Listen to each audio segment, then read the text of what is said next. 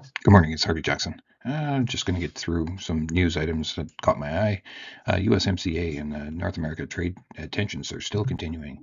U.S. Mexican officials to discuss agriculture energy as Trump casts doubt on trade deal, even with Mexico. U.S. Mexico Canada expected to start a 10-year termination clock of the USMCA on July 1st. There's even meetings for Mexico that's ongoing right now. They're actually got some more planned meetings, I think, for middle of July.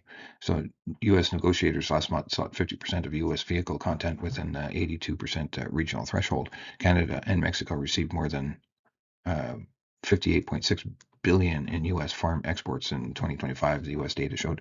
So we're very trade flow in both directions, and depending on what sector you're talking about, like if you took out energy, I think Canada would be maybe even a net importer on goods. And when you put the services in there, like Google, Apple, and all that other stuff, and Netflix, you name it, it would even be maybe even stronger. There was a couple different reports that I'm just going to put Karen Braun on the spot there. So the harvest pace in the U.S. winter wheat crop is ahead of pace, and usually that comes with drought and poor conditions, and that's exactly what they're running into. But the wheat market has got no life in it at all. Corn conditions are at kind of middle of the range there. It did increase slightly from last week. The same thing with the soybeans. It increased from last week from on the emergence, and good to excellent conditions actually increased by a point as well. Cotton caught some rains. Spring wheat headed is still minimal at best, but spring wheat conditions have improved from last week as well. And on the right, you can see that the soybean crush it was a little bit lower than they expected on the expectations, but it's still a record crush for May, up 8% from last year. And when you look at the timing of the decreasing in the crush, you can see that it decreased here. There's a lot of scaled shutdowns when farmers are busy planting. When you look at crush margins, you would probably suggest that it's probably about the best time to do this as well, when you have the hardest time to get the product. So yeah, so I do show a number for crush margins here in a bit as well. Yeah, so I'm not concerned about the oil. The oil stocks are still decreasing, so the whole energy security that I keep talking about is still in play. Is Iran war just an energy shock, or is it a turning point? And with this article from Reuters, I actually talked about the Dieselgate and how it changed the number of vehicles. So this is the Dieselgate timeline, and number of diesel vehicles purchased in Europe has fallen off a cliff basically, and you've got electric vehicles increasing, and plug-in hybrids increasing with the blue here as well. But what they also talk about here that I thought was interesting is fossil fuels, that in some of the Asian countries, how it's kind of creating its own energy security. And it did not mention the whole, the renewable fuels or anything like that. But I think that's what's still going to add some support, have less downside than you might think on canola and soybean oil and stuff like that as well. G7 summit. The leaders are all meeting, but they're talking about Ukraine and Iran, and it's a bit of a mishmash of all the topics that's going to be covered there.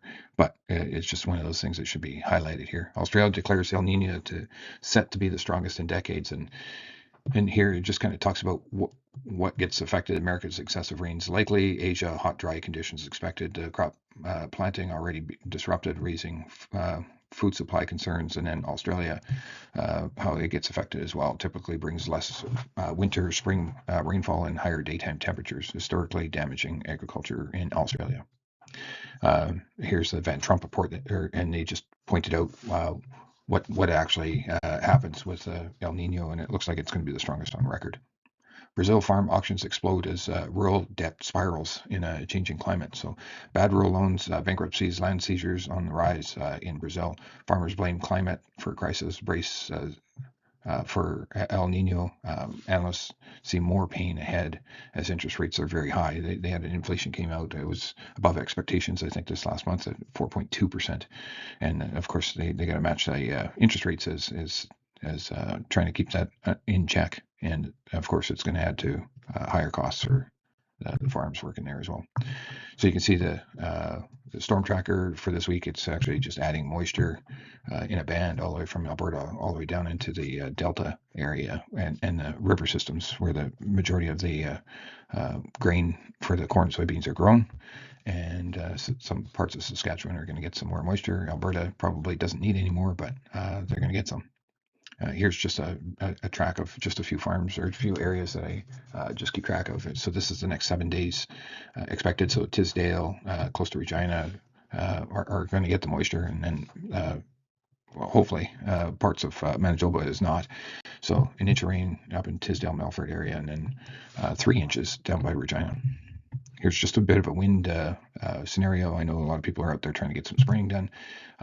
And when you get into the blue or black, anyway, I'll just skip over that, I guess. Markets, just have a quick look here. So this is the crush margins, just the board crush margins on bar chart at $3.63. And then you get the board crush margins for canola, depending on what month. So if we're going to just concentrate on November, you're looking at $313, where it was $89 last year. And a month ago, about the same values. So you can see it's been pretty consistent for the year, but last year it was substantially less, that's for sure. So just a quick look at the canola. Canola is down $1.20 at 7.59. Rapeseed is down as well. Soybean oil is down half a cent at 73.85. The palm oil is starting to catch a bit of a bid here, but still not breaking out at 4,500 ringgit. Crude oil down another $2.40, and now it's below the $80 barrel mark at 78.35. Diesel fuel at 3.18 a US gallon, and soybeans at 11.09. And some of these months are going to be coming off of the exchange here when we get to the end of the month here as well. But spring wheat, 6.13, down a couple cents. Hard red winter is up down 3 cents, sorry. And then your Chicago is actually trading up when I took the snapshot. Corn basically flat at 4.14. Canadian dollar is down.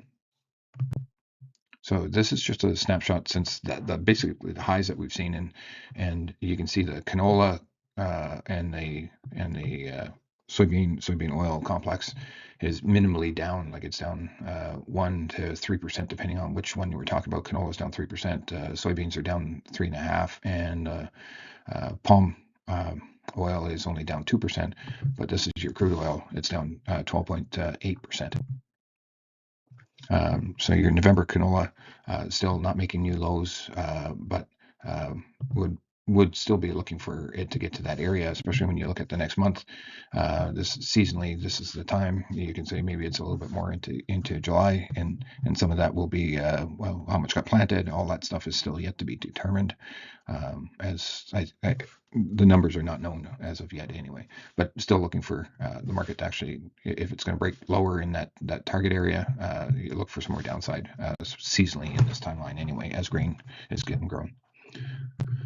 Soybean oil futures, we're right at this, basically caught in this choke point of this range here. So we'll see how it continues to trade there, as it did back here in this timeline in March, April. It traded in a timeline or area going sideways. But so you can say you basically haven't done anything on your soybean oil versus your crude oil.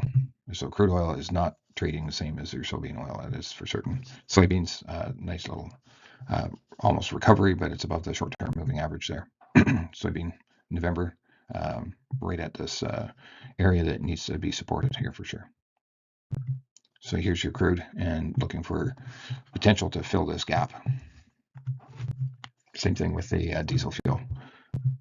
And if that all comes through, then your gasoline prices are probably going to try to fill this gap here as well.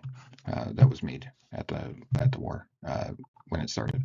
Canadian dollar still looks like in a downward move here. Your short-term moving average just seems to be putting a lid on the price and still pressuring it down here. So your S&P trying to get back to the highs that it made a couple weeks ago. NASDAQ tried to do it in one day. And here copper futures are trying to get back into the highs that it's been making as well. Quick look at wheat. Nice little recovery above the short-term moving average. And the same with the your December contract, but we're trying to get back to the lows that were made in the second week of April, and we're getting very close to that now. Same thing with Kansas. Looks like it might be trying to pushed its way back up and now trading above that short-term moving average. Same thing with the Chicago.